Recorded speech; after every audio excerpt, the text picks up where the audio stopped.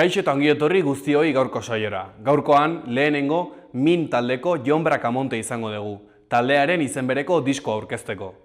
Ondoren, Amaiur eta Peru izango ditugu, DJ enabilekoak. Horren aurretik, has gaitezen gaurko efemerideekin. Gaurko egun batean, baina 1808an, Jose Bonaparte sartu zen Donostian. Egun batzuk lehenago Espainiako errege izendatu zuen bere anaia Napoleonek. Donostiarrek nahiko harreman ona izan zuten okupatzaile frantsesekin honek iraun zuen 5 urteetan. Hori dela eta, Frantziarren aurka Espainiar eta Portugaldarrekin aliatutako ingelesek hiria arpilatu eta erre egin zuten 5 urtera. 1600 hildako baino gehiago utziz. 1918ko egun berean, Irlandako emakumeen sindikatuko kideek nahitaezko zerbitzu militarraren aurkako erresistentziarekin bat egin zuten. Lehenengo mundu gerrarako soldaduak errekrutatzeko nahitaezko zerbitzu militarrari uko egin zioten gizonak lanetik kaleratu zituzten, eta emakumeek uko egin zioten haien lekuak hartzeari. Hainbat urteren ondoren, 81eko ekainaren 9an, Lemoizen nuklearren kontrako eguzki irribarretsu ikur erraldoia ipini zuten zentralaren erreaktore baten kupulan. Energia nuklearraren aurkako langilez osatutako ekintzaile talde batek egin zuen. 2017an, independentzia erreferendumaren data iragarri zuen Kataluniako Generalitateak, urriak 1. 2015ko hauteskundeen ostean indar subiranistek gehiengoa eskuratuta, erreferenduma antolatzea helburu izango zuen gobernua osatu zuten. Madrilekin tentsioa igotzen joan zen, harik eta irailean goia jo zuen arte, Generalitateko zenbait kargudunen atxiloketarekin.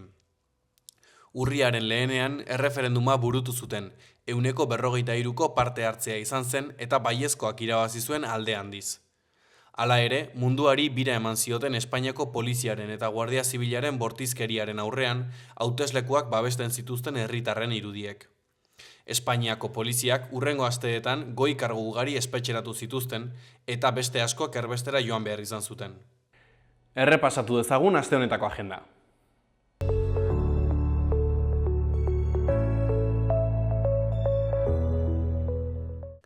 Aste artean, Sanduzelaiko Zibiboxean kontzertua, San Joteando, San Jorge con la Jota, arratsaldeko 6:30 izango da doan, edukiera bete arte baita ere.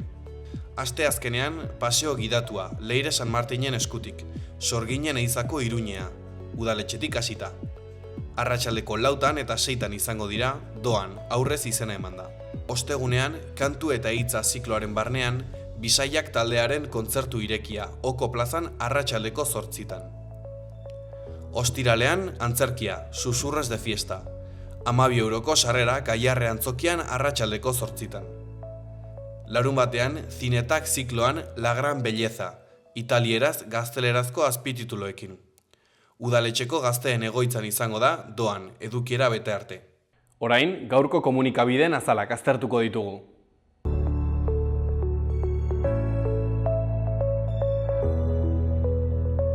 Diario de Noticias egunkarian horrela dio lerroburu nagusiak. 7 atxilotu Nafarroak duen kirol ustelkeria sare baten parte izateagatik.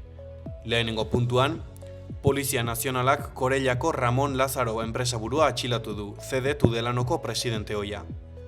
Bigarrenean, partiden manipulazioa eta legez kanpoko apustuen kobrantza ikertzen ari dira.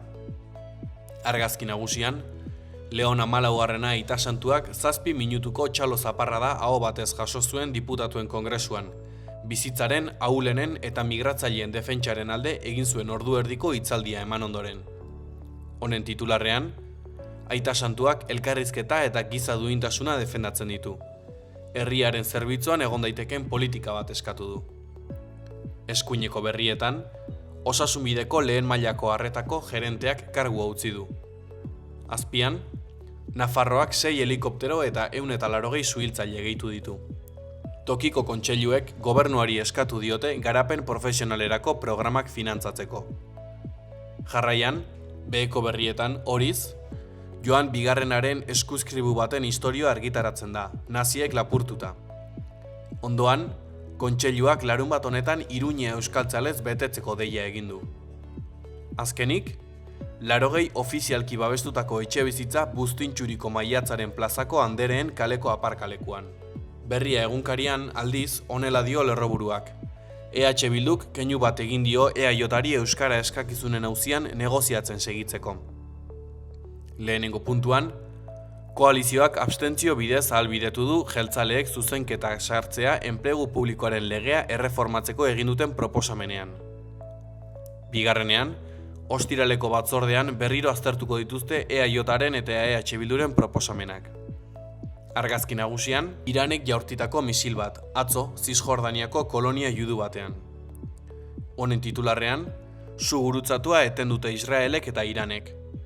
Teheranek ohartarazi du Tel Avivek Libanon erasoan jarraituz gero berriz ere joko duela Israelen aurka. Beheko berrietan, Maderas de Llodioko langileek greba utzi dute, 262 egunen ondoren.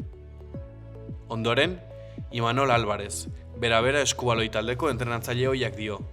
Inoiz ez nuen pentsatuko horren beste titulu irabaziko nituenik. Jarraian, EAJak Mikel Hidalgo Bordegarai proposatu du Bilboko alkategai izateko 2027ko hauteskundeetan. Ondoan, Donostiako Eskalerilla eraikineko bizilagunek behin betiko alde egin dute. Goiko berrian, Saizar Vitoriaren N. Jesus novela gaurkotua plazaratu du Ereinek, Joxean Muñozen lan artistiko bat erantsita. Gara egunkarian horrela dio lerroburu nagusiak. EH Bilduren keinu batek euskararen eztabaida bizirik mantentzen du Gasteizen. EH Bilduk abstenitu eta EAJak enplegu publikoaren legean proposatutako euskerari legea onartzea erabaki izanak, EAJak gauza bera egin ez bazuen ere negoziatzen jarraitzeko tartea uzten du. Argazki nagusian, Iranek erasoak bertan behera utzi ditu, baina Israelek Libanoko lurraldea bombardatzen jarraitzen du. Iranek atzo iragarri zuen erasoak bertan behera utziko zituela Libanon-Israelen erasoari erantzunez, eta Benjamin Netanyahu lehen ministro sionistak baieztatu zuen Persiar nazioaren aurkako gatazka kontrolpean zegoela Donald Trump AEB-etako presidentaren beste dei baten ondoren. Tartean, kontseilua, larunbateko martxarako banderolak eta herriko oihuak aurkeztu dira. Bestetik, analisia, Iñaki Iriondo, ertzaintzaren autokontrola eta arazoaren jabe egitea. Goiko eskuineko berrian, Mikel Hidalgo, EAJak Juan Maria Aburto ordezkatzeko aukeratu zuen.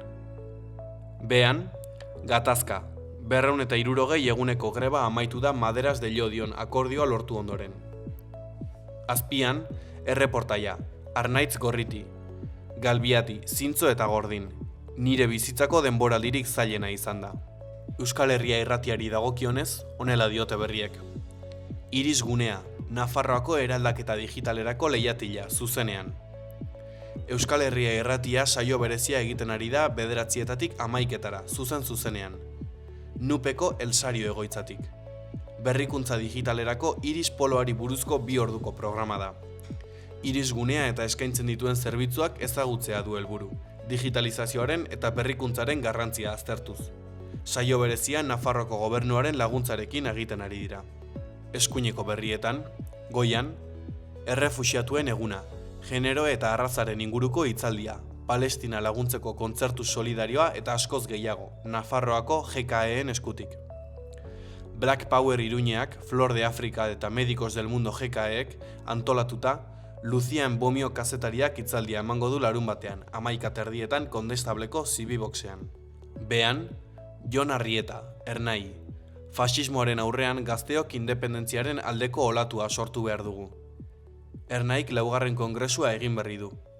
Nazio aitorpena eta erabakitzeko eskubidea izango dira gazte erakundearen ildo nagusiak hurrengo hilabeteetan.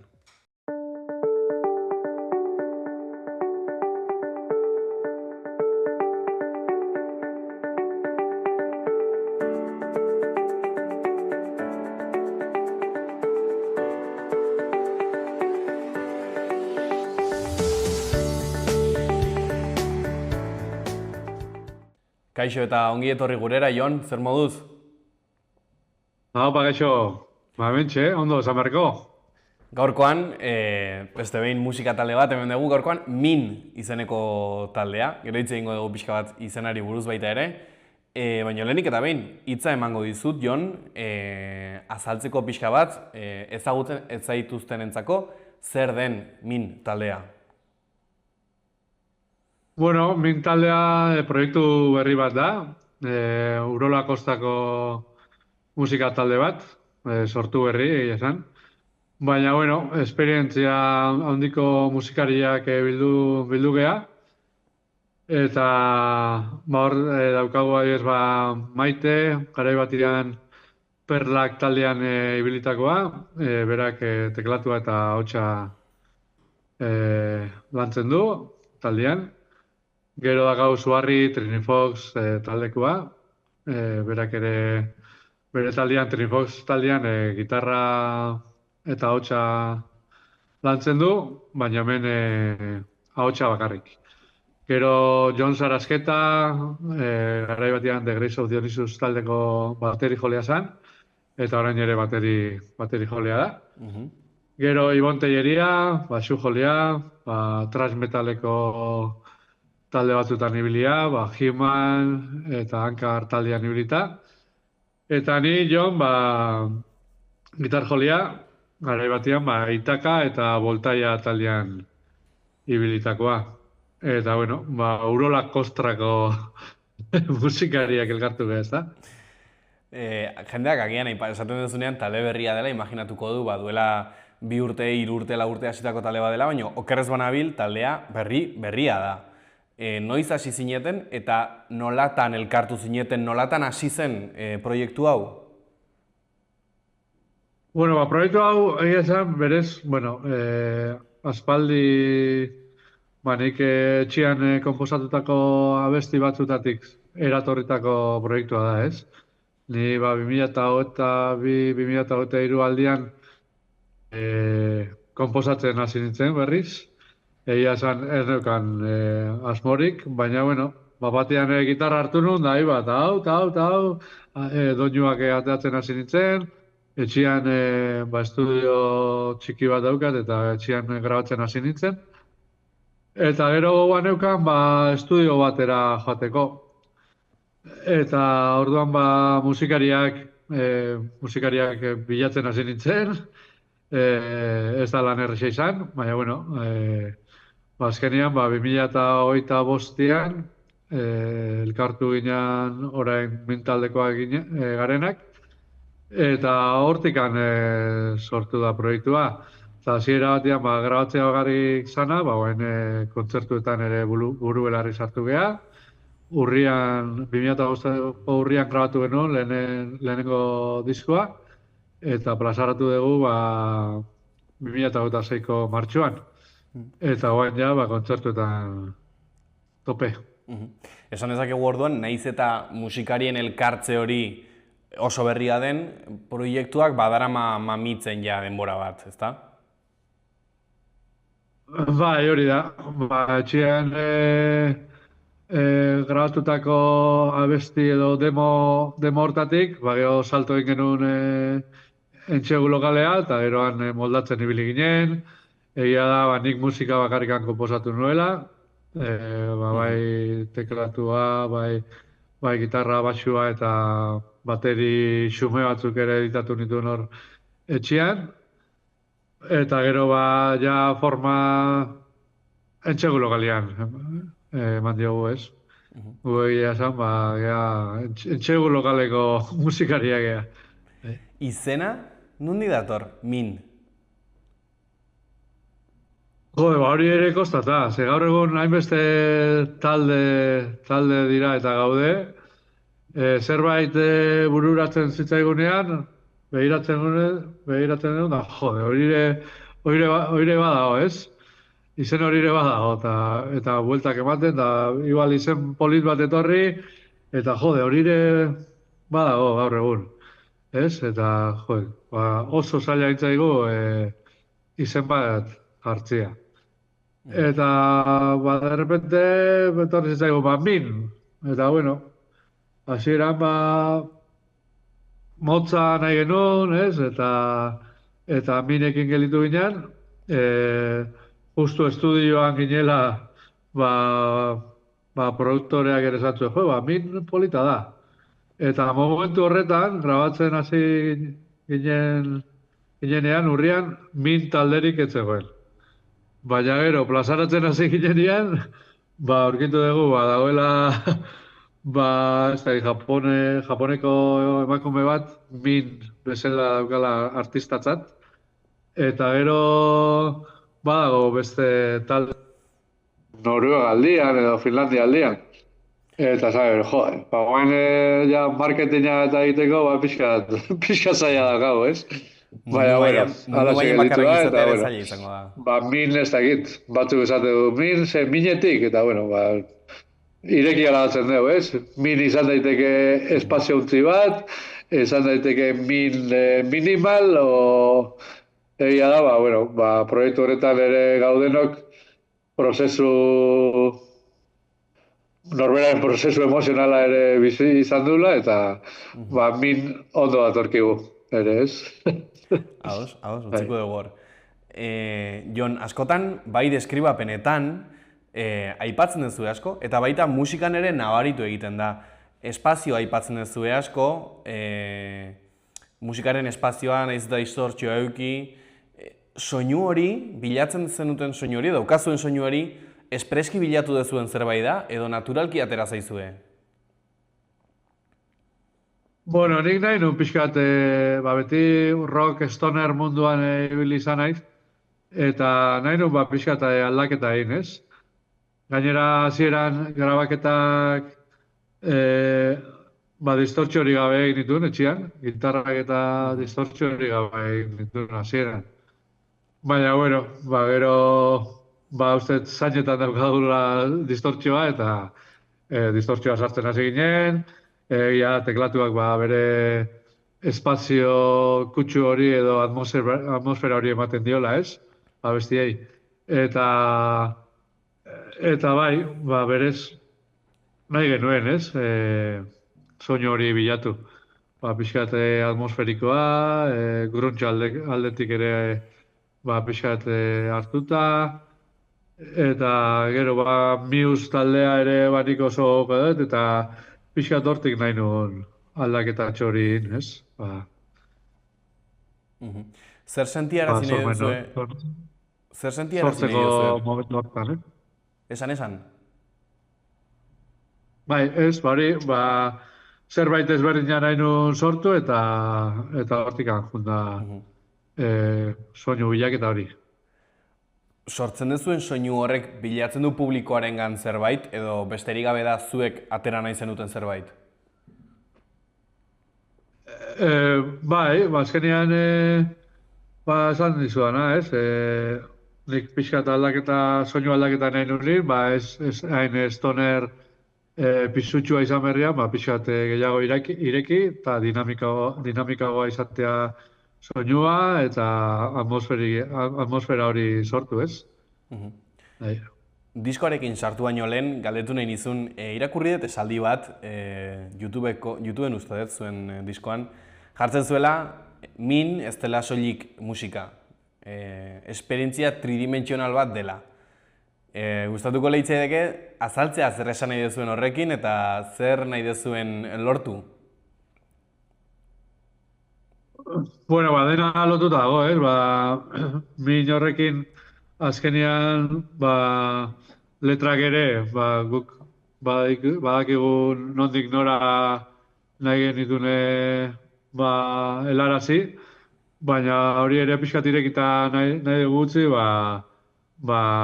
jendeak norberak hartu dezala, bere kasa, ez? Eta azkenean min bai da, soinu aldetik pixkat tridimensionala, ez? Espazio hori, psikodelia baduka, grunge kutxo hori ere baduka, hortik handoa tridimensional sensorial atmosferiko hori, ez? Hortik baina, bueno, gero kontzertuetan ere, uste dut kontzertu potentia daukagula, eta jendeak gozatzeko, guk ere gozatzen dugu, eta tope, hori, egia esan kontzertu energetikoa ematen dugu, eta dena ematen dugu, beti bezala, eta hortik handa, esperientzia tridimensional hori, ez? Badakigu, martxoan ateratzen dutela zuen lehenengo diskoa. Okerrez banago, 9 kanturekin, zer entzun dezake, zer jaso dezake, zer aurkitu dezake publikoak diskorretan? Kontzertuetan edo diskoan? Biak, bueno, utziko ditugu kontzertuak erorako, nahi baldin baduzu orain diskoari buruz hitz egingo dugu. Bai, bueno, diskoan, lehen esan duan bezala pixkat dinamikoa da, ez? Ia esan, lehenengo kantua bai da pixkat igual rockeroago, igual stoner kutsu bat ere baduka. Hori, Voltaia garaian edo konposatu nuelako. Baina gero badaude beste kantu batzuk oso irekiak, tipo, Rage Against the Machine, Muse taldiak, Lizabo taldeko abesti kutsuarekin, erritmo motela baina oso indartsua, badago baladilla bat edo, bueno, esango dugu maitasun abesti bat, letrak ere oso irekiak, amalurrari buruz, diskoa oso dinamikoa da. Eta nik uste dut gaur egun zaila dela disko osoa entzutea, gaur egun abestiak entzuten dituelako jendeak, edo singleak esaten den bezala. Uste dut diskoa interesgarria dela eta divertigarria. Bai. Diskoan zer kontatzen da, edo ze harik lotzen ditu kantuak bere artean? Letretatik, diozu edo? Bueno, orokorrean. Orokorrean, bai, azkenean diskoa badoa, euli badabile ben. Lasai. Uste, hori gure logoan ere badago, euli bat. Hori buruz ere itxeingo dugu, bai. Bai, eta hori. Azkenean, ez dakit, nola esan, abesti batetik bestera, bai aukeratu dugu set lista, ez? Kantu batetik bestera, aldaketatxo bat egoteko, bloke batzuk bezala ditugu, horiek ere zuzenean ibiltzen ditugunak, set listean, kontzertutako set listean. Eta azkenean diskoa borobiltzeko bai egon da aukeraketa bat, abesti batetik bestera. Aipatzen zenuen oraintxe bertan moskitoa. Azalean ikusten da moskito bat, eta, bueno, iruditu zen portada nahiko originala. Zer esan nahi du moskito horrek? Nondik dator eta zer esan nahi du? Bueno, azkenean portadakin ere buelta pila bat eman ditugu. Aukera pila bat izan ditugu, eta azkenean min ere, eulia ere pixkat min da, ez? Eta gero pixkat irakurtzen egon ginen, eta bueno, antzinako gizarte eta zibilizazioetan, euliak bazukan pixkat eriotzarekin zerikusia, baita jainko boteretsu batekin ere zerikusia zeukala, eta bueno, polita iruditzen zaigun, kondaira horiek irakurtzean, gustora hartu genuen, eta esan genuen, zergatik ez euli bat jarri gure logoan, ez? Eta egia da, argazki bat topatu nuen, zela euli bat horri baten gainean jarrita, eta esan nuen, bueno, igual polita izan daiteke hemendikan argazki hortatik logoa sortzea. Erakutsi nien talekidei, eta esatzen, pila gustatzen zaigu, eta hortikan dator gure logoa. Baina egia esan, hortikan portada sortzeraino, 1000 buelta eman ditugu, azkenean 5 gera, eta adostasunera iristeko, kriston lanak. Elkarrizketan zehar eman dituzun erantzunengatik, eta noski, zuen musika estiloagatik ematen di sentsazioa zuzenekoak baduela nahikoa garrantzia handia zuen proiektuan. Horrela da? Ba, bai, hasiera baten, espero ez zena, berez grabatu bakarri nahi genuen, baina, garo, ja entxegulo galean sartzen zea, eta berriro, zuzeneko grina sartzen zaizu, ez? Eta azkenean, gaur egun talde bat gehi bat mugitzen duela, zuzenekoa dira, ez? Kontzertua dira. Eta orduan bagu ere, hortan gabiltza, ditugu bosei data, momentuz 3 kontzertu eman ditugu, eta hemendik aurrera ditugu beste bosei data. Bai. Aipatu Eta daitezke zeintzu guretzat diren kontzertu horiek? garrantzitsua da. Zer barkatu? Aipatu daitezke zeintzu diren kontzertu horiek? Barkatu, eske euliak ez dituzte uste pakean, eta esan. Laguna izatetik etxeia izatera azkenean moskitoa. Ez, galdetzen izun, ea aipatu ditzakezuen, dituzen kontzertuak edo oraindikan ezin diren aipatu. Bai. Adibidez, guain ekainako gehian joko dugu Getarian, justu gaztetxea, bota egin behar dute, eta agurtzeko kontzertuak egin behar dituzte, bai gaztetxe kanpoan, da bai gaztetxe barruan. Eta dakidanez, gero uzet beste leku bat hartu behar dutela gaztetxetzat, Getarian. Gero ekainak 27, San Pedro jaietan, Zumaian, hor Belako eta Indigorekin. Gero Uztailan dakau Gasteizen, Uztailako 24, uzet, Abisinia tabernan. Gero Bilboko jaietan abuztuak 25,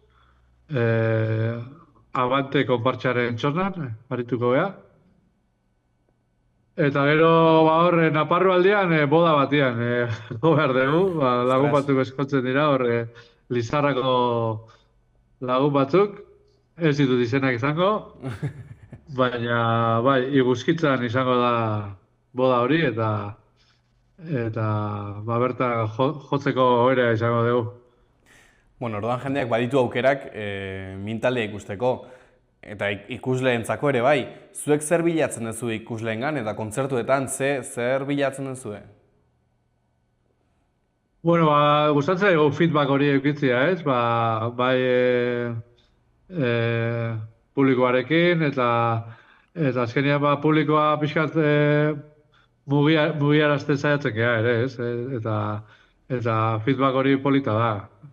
Eta, bueno, harrituko gaituena, kontzerturen baten, jendia letra kantatzen, naiz eta talde berria izan, letra kantatzen aritu izan dira, eta ia zan, harrera horrekin pixkat harrituta, oso polita ere, eta feedback hori bilatzen dugu, ez? Batez ere jendia mugitzen balin bada kontzertuan, gu ere gustora, ez? Gu ere saiatzen gea taula gainean mugitzen, ahalik eta gehien, eta hoxe bilatzen dugu, ez? Eta, bueno, gaur egun zaila da, rock munduan zaila da jendia erakartzea, baina, bueno, jendia da bitartean kontzertutan gaitzen erdi, ez da? Feedbacka aipatzen zenun, jaso dezu feedbackik diskoaren inguruan, imaginatzen dut baietz. Zer moduzkoa izan da jaso dezuen feedback hori diskoaren inguruan edo proiektuaren inguruan? Entzun duen jendia egia esan, oso harrera ona, batzuk harrituta ere, nondik atera den musika hori, eta zerbait berria, ez? Berria gure inguruan bintzat, zerbait berria izan dela, eta konposak eta lana eta hori nondik atera den, eta jendia alde hortatik gustora, eta bintzat esaten zuten, batzuk esaten zuten, aspaldian horrelako rock munduko talde gutxi dela ateatzen, ez? Ja euskal musika mailan, ja beste bide batzuk aira hartzen jendia, ez? Eta guri, rocka gustoko duten jendiak, eskertzen dute, ez? Horrelako disko berriak ere sortzia, ez? Galdetu nahi nizun, bueno, definitzen dezue zuek, zuen estiloa laburki definitzen dezue, rock espaziala eta grunge atmosferikoa bezala. Gaur egungo euskal musika eszenan, aipatu duzu beste bide batzuk hartzen ari direla, ze leku dauka musika estilo horrek, zuek egiten duzuen musika horrek? Musika munduan, euskal musika munduan. Bai. Hombre, nik uste dut Euskal Herria beti izan dela barrock, punk, bidetik jorratzen den musika, ez? Eta uste dut oraindik badela interes hori, eta azkenean bauk ere gure gustoko musika jorratzen dugu, eta nik uste dut badagoela lekutxo bat rockarentzat oraindik. Egia da, gehiago ari dela underground munduan mugitzen, horrelako punk, rock eta rock and roll taldeak, ez? Baina, bueno, nik uste dut, gure kasuan rocka badago, baina, bueno, pop kutsuak ere baditu, eta azkenean fusioa da, ez? Egia da, espazio tasun hori sartu dugu laguk, teklatuak eta ematen diolako espazio hori, ez? Gero gitarra efektuak eta azkenean espazio mundu hori gehiago zabaltzen da. Baina rocka badago, punka badago, popa badago. Orduan nik uste badagola lekutxo bat, guretzat ere. Edo, espero bintzat. Eta, bueno, bestela hortxe geldituko da gure musika, ez? Bueno, bukatzeko, Jon, pare bat galdera ingo dizkizut. Lehenengoa, orain dituzuen kontzertuaz gain, zer dator min taldearentzat datorren urte honetan? Bueno, hori kontzertuetan nahi dugun Murgildu, batez ere. Egia da, 35 minutuko kontzertua daukagula, diskoko 9 abestiak jotzen ditugu, eta, bueno, abesti gehiago badaude sortuta, baina oraindik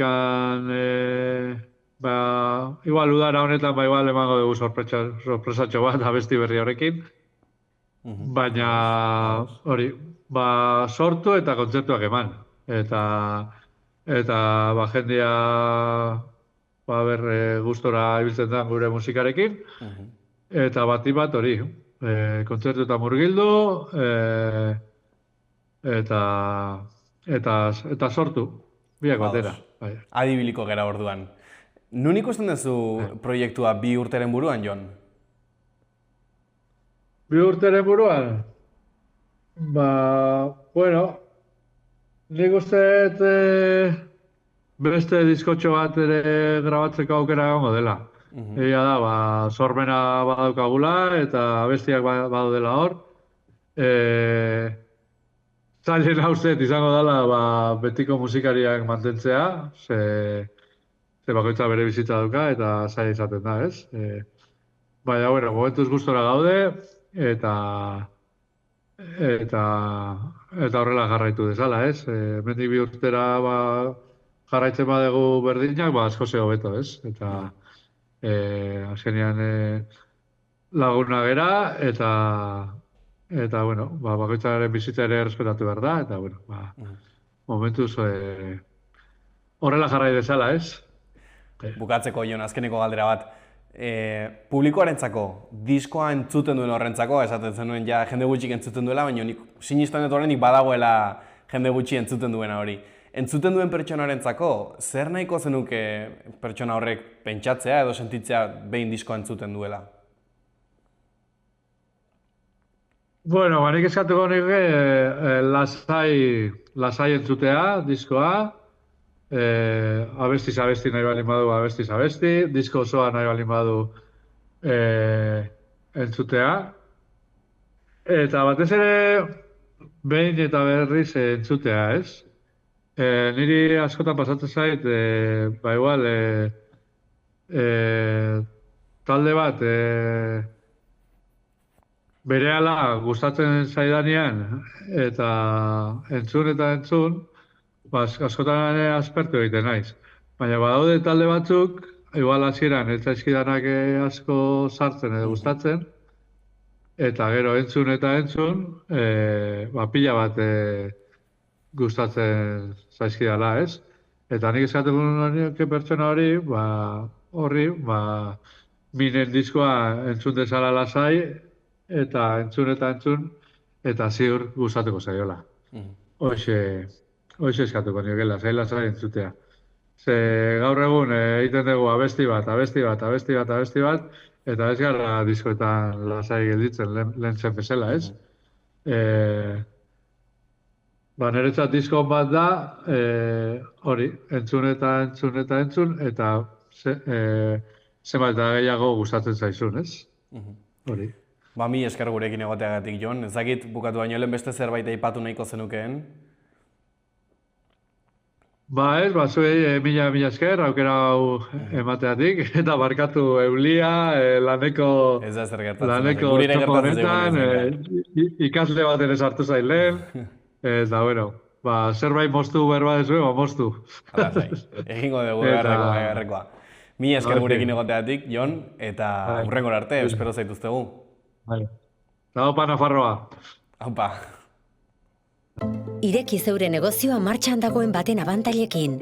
Negozio bat ireki nahi duten pertsonak eta bere esku aldatu nahi dutenak elkartzen ditugu. Laboral Kutxa.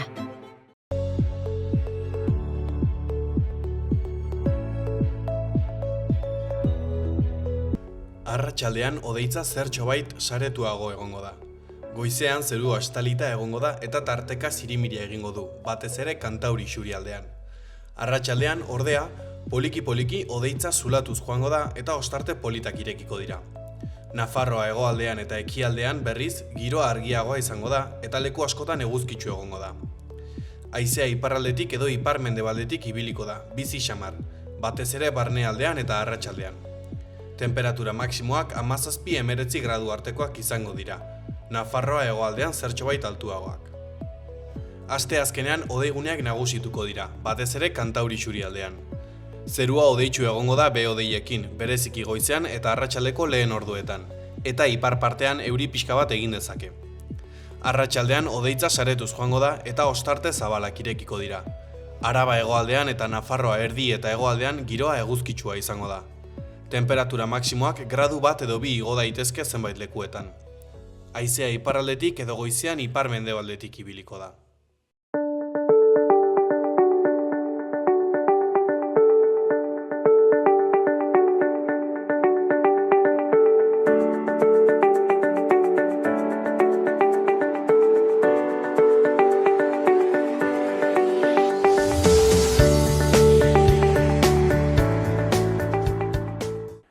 Kaixo eta ongi etorri gurera, Amaiur eta Peru, zer modu zaudete? Oso ondo. Ongi, Bai. bai. Ikusten zaituztet kalean zaudetela, ez dakit nun zaudete, baina hemen nahiko fresko egiten du, así que espero dut ez gaixotzea, baina bueno, zuek ala ere, ez tezue nik dakidala ahotsik behar, ze DJ-ak zerate, ezta? Konta idazue nondik atera den proiektu hau? Gu lehengusina geha. Orduan, vale. beti hil izan gara elkarrekitala, eta plan asko iteitugu. Eta egun batean, Ernilloko erromerira joan ginen, eta ez dugotat. Bai, ginen Ernillo, eta esan genuen, gustatzen gu bileri, ezagitola, musika elektronikoa ezagitze, eta hasi ginen, iten du, izaten ga DJ-ak ezagitze. Eta hasi sortik anatea zen bizkat gaia, eta... Zaneko, brometan bezala, eta azkenean, jarraitzegu pixka brometan bezala, ez, oida. Bueno, broma jendeak oraingo sinistu egin du, así que ni jarraituko nuke horrekin. Pozik. Ez ezagun batek, galdetuko balizute, zer da DJ enabil? Zer antzuko zenukete? Ambientia.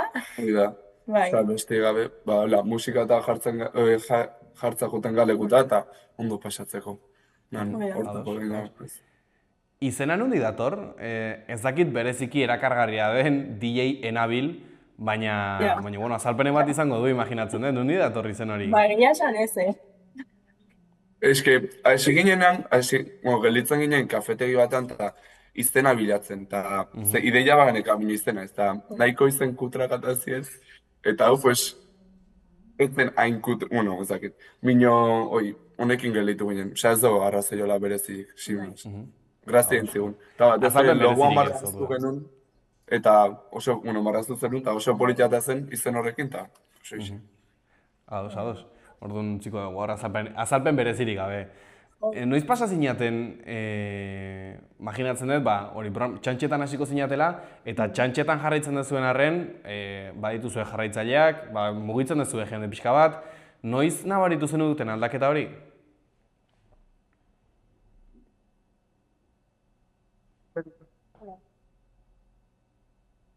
Osea, gehien bat, ez, sare sozialetatik tala. Bai, hori da. Eta, pues, momentatean, iztentzanean jarraitzaileko puru atera dola, nik uste jendean lotxa galtzen dula jarraitzeko, eta... Eta gero baita ere, ez dakit, osea, adibidez, iten dugu pintxada bakoitzian bideo bat, eta gero Instagramea jotzen dugu, orokorrin, imaginatu, inbalin badugu, osea, jun balin baga gitarra oso batea, igual, kontzertuak grabatu, gure kontzertua ezautzen dugu jendia, eta orduan horre ere bai nik uste erakarri dula edo, ez? Nio, gehien bat lagun arte, ez, inguruko jendearen jitetala, bai. Nik DJ-ekin beti zalantza berdina izaten dut. Zuen kasuan, zer euki behar du abesti batek zuen errepertorioan sartzeko? Pixkat denetikan. Osea, pentsatzegu, adibidez, reggaetoia oso, ezakit, beti jartzen dela eta dena reggaetoia, eta orduan, pixkat egiten duguna, adibidez, tekno asko gustatzegu eta basia bezala tekno hartzen dugu. Orduan, pixka denetikan, euskal musika, reggaetoia euskeraz, teknoa, osea... Dantzagarria dena bezala. Eta abesti batzuk intala, kontu nibi libertza, dakadaten letrakin ze batzuk dia, osea, nazgarriak. Eta, pixkat kondan hartu minio gehiena dantzagarria izatea. Hoi da, bai. Zuen ustez, DJ batek jartzen duen musika, izan behar du bere gustokoa edo publikoaren gustokoa? Horrek itzegu. Ja, batzutan esaten dugu, guregatik jartzen dugu hau ez dakitze, eta gero esategu, inoeski igual gustatuko jote ez, eta esategu azkenin, ze gustatzegu gure, ze nahi dugu. Esategu, bagaz, azkenean jendeai gustatu bertzaio, klar, eta jendea badi joa parrandaitea, esategu, gureai parrandaitagoaz, orduan, bitatik pixkat bezala. Bai. Ados, osea, biak hartu hartzen dituzue kontuan. Bai, hoi da. Bai. Hau, beste kuriosia bat ere nik badaukadana, batez ere DJ-ekin ez dakit zergatik, baina zuek gero etxean zer entzuten duzue? Punk bastante, eta, osea, roka eta hora bastante, gehiena bai. Reggaetoia tala usten zait, eta gero gai, en plan, pixkat frikio zen, en plan, Mikel Aboa, Lourdes Iriondo talako gozak bai desente, bine bon. Oie, gero ez dira topatzen zuen pintxadetan? Bai, ia Lourdes Iriondo eta gure pintxadetan remixa. Bai, iteitu remix batzuk eta sartu hori da pixka sartu. Bale, orduan denetari dago. Pintxadi buruz egiten, nola prestatzen dituzue, nola, imaginatzen dut ere lekuaren arabera aldatuko dezuela, nola prestatzen da pintxada bat? Gelitzen kafe bat hartzeko, eta goazen lekuan arabera, ez? Igual, hemen inguruan, ezagutzen dugun herritan tala baki guzen musika entzuten den.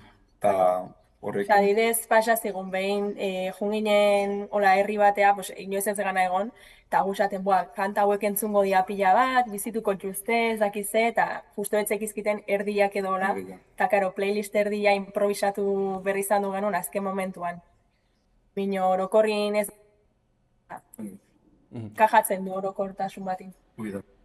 Zati bezala ditu, nik uste gure prestak, aurretikan ditugun remixak eta hori dena, eta introak, eta bestien elkarketak eta hala, hori dena aurretik indeguna, eta gehure bai, eta goia esan deguna, herrian arabera, ze musika, oze. Horrein, aipatu dezuna, interesgarri ditzen zait, esaten zenuten, inguruko herrietan ondo dakizuela zer entzuten den, eta hor argi daukazuela. Ez dakizuenean, zer entzuten den leku batean, hor nola egiten diozue aurri egoera horri? Aukeratzen duzue dena aldez aurretik, uzten duzue improvisaziorako leku gehiago, nola egiten duzue hori? Improvisazioa, desente. Ematen dugu beti, playlist bat ina, beti, gero, tarteka jartzeko YouTube bazpare, eta gero, eskatzen badute kantan bat, edo... Improvisatzeak ez zaituzte urduritzen? Ez. Berez aukera emate gure bai, guri gustantzeko musika sartzeko. Beti eramaten dugu base bat ina, eta ondo prestatua. Musika gabez gainez geldituko. Baina, bakagu. Eta Beti zer etortzen gertatzen da, da? besti bat burura, eta igual, uintzungo genuke, esateko jartzeko bai, benako. Bai. Eta zer gertatzen da publikoak ez duenean erantzuten zuek espero duzuen bezala? Aguantatu marrezu, inoiz Gertatu minon zaizue? gogo gehiokin. Bai. Askotan igual izaten dira, hola, mobilian pantalla jarri, eta dena, regetoia, eta gu igual teknua pintxatzen, eta esaten zu, bueno, es lo que hay.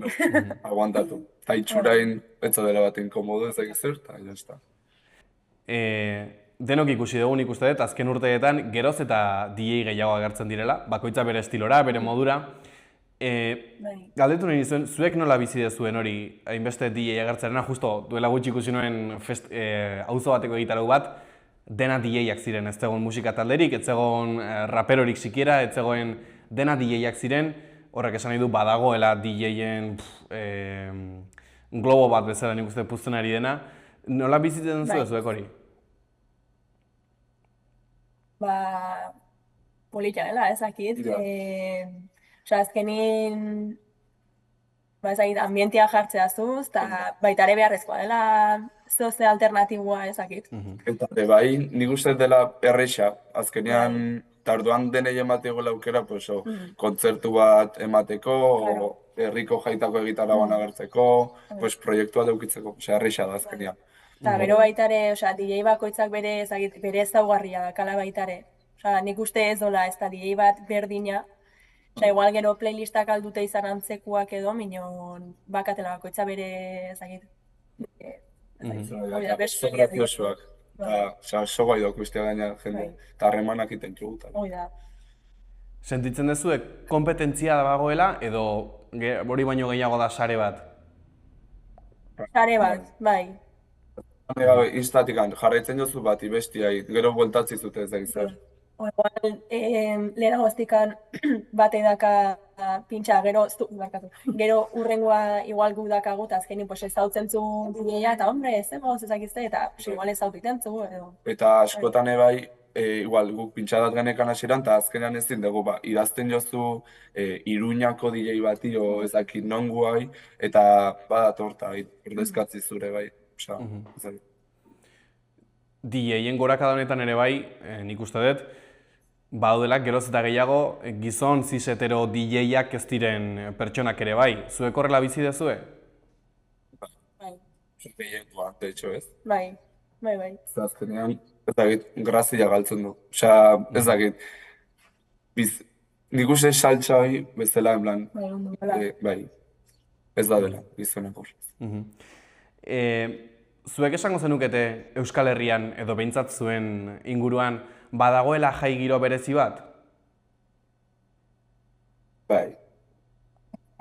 Nik zango nuke bai, osea, herriko jaitan eta beti dagoela, osea ez dakit.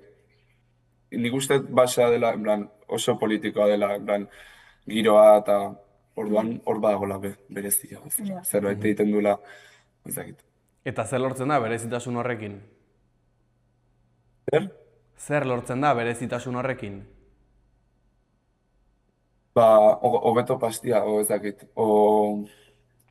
ez dakit, igual ez izateala parranda gutxu bat, eta sinmas, ez dakit. Beste sentimendua ez dakit.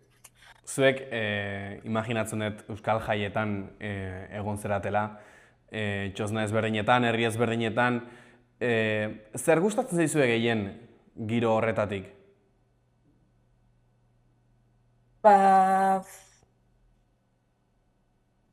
Bai, girua, ze giro sortzen den baita ere, bastante herrikoia, eta Bai, osea, komodua baita ere, eta giro eroso bat, esango nuke. Giro, Fijoz. giro hori noren meritua da? Herriarena edo zuena? Herriana, Bai, bai. completamente, Bai. bai. Bai. Ados, ados. Ados.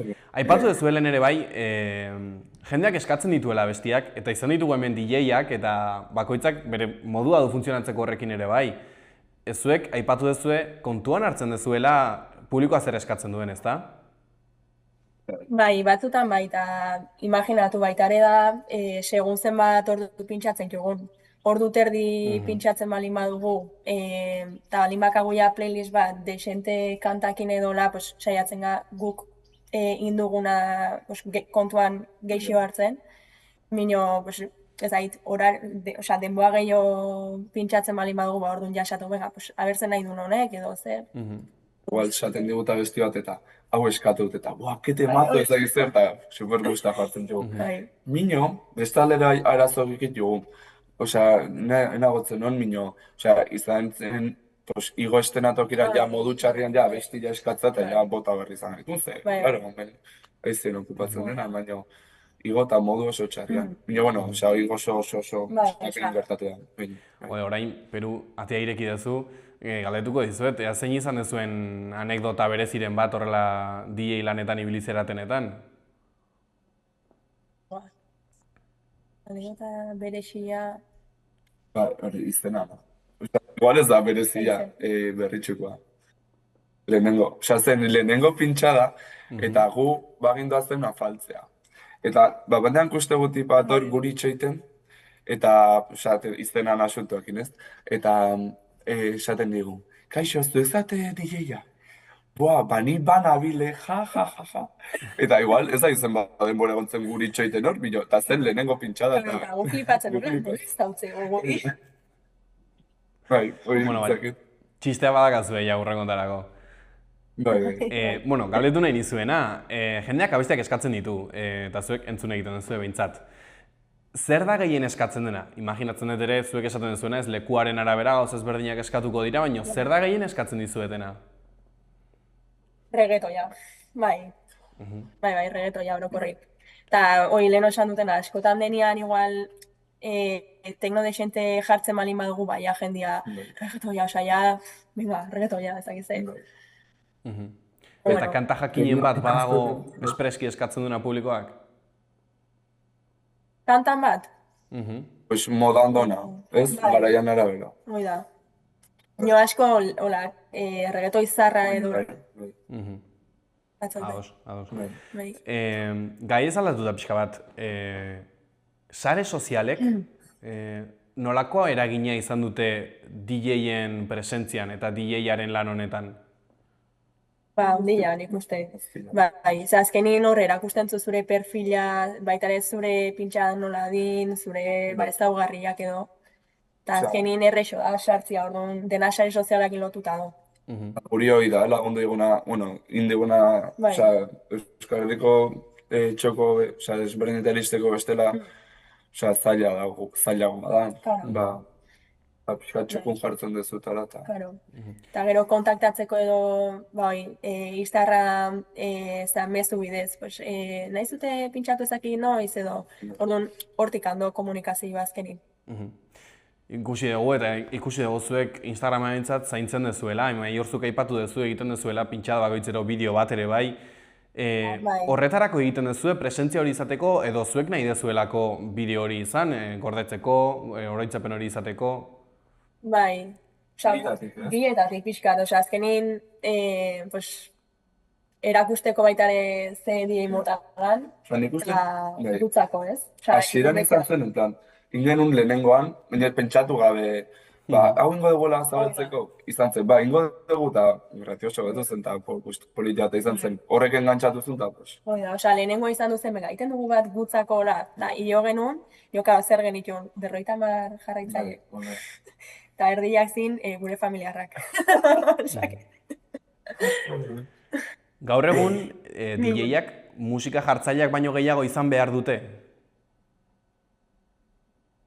Ez dut uste. Osea, azkenin, beti dor DJ-a edo musika jartzailea. Egia merito gehiago dakatel nik uste DJ-ak azkenin hori ikasiak ate eta formakuntza bat doatzetikan. Bino, bueno, azkenin estena tokian jarri bertzo. Ja, bai. Hoire, bada. Bai. Orduan, meritua bilek nik uste, bino, Bai. Ba ezue orain, imaginatzen dut, ekainan gaudeia, bere ala udaran sartuko gera, dagoeneko herritako jaiak hasi dira, badituzue pintxadak udarari begira? bai. Bai. Nun ikusi izango zaituztego, ez dakit aipatu daiteken, baina bueno, galdetuko izuen, aipatu ditzakezue lekuak eta? Bai, hemen txedakago. Baten bat, galderak ez zuen. Ja. Bueno, oain urrengoa dakagu, Sestaon. Oida, Sestaon. Gaztegunian patxiku konpartxakin. Oida.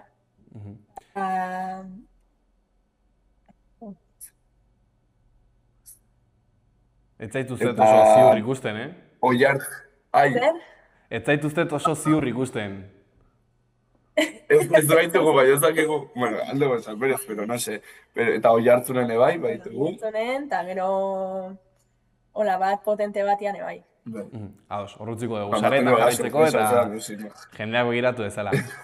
Bukatu baino lehen ere galdetu nahi nizuen. Planteatu duzue inoiz zuen musika propioa sortzea? Bai.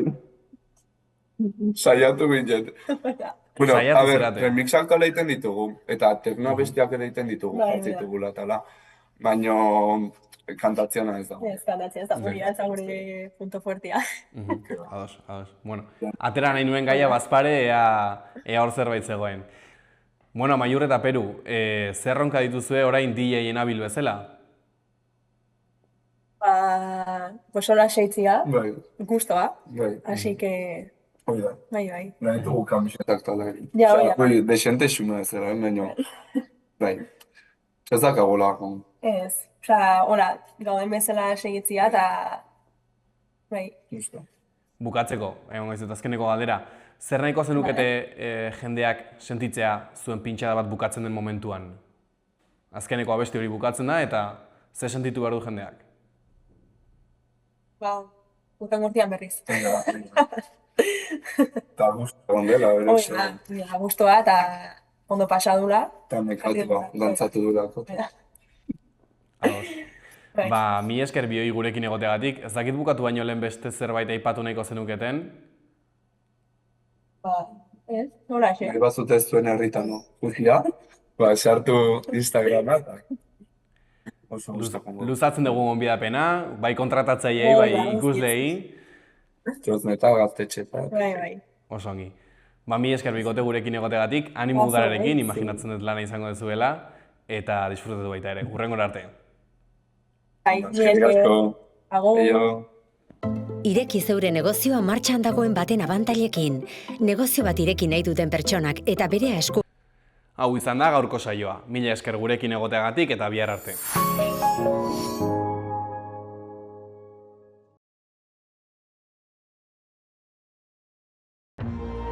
Gobierno de Navarra. Nafarroako gobernua.